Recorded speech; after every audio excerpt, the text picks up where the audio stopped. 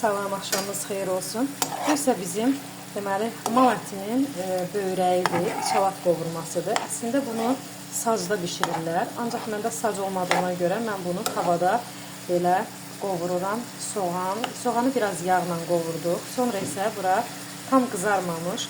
Bizdə çalat böyrəkdir, amma burada zövqə görə kim istəyirsə qaraciyər, ürək, ağciyəri amma qaynadıb içinə vura bilər, əlavə edə bilər.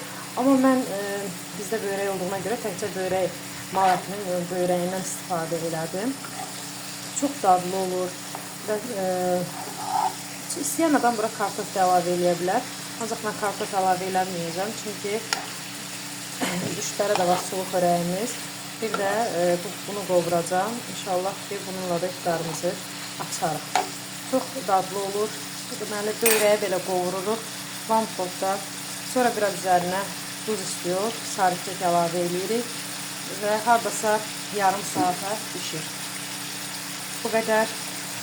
Növbəti iftar axşamlarında görüşənə qədər inşallah onda da nə hazırlayacağımsa çalışacağım ki, paylaşım, insanlara faydalı olur.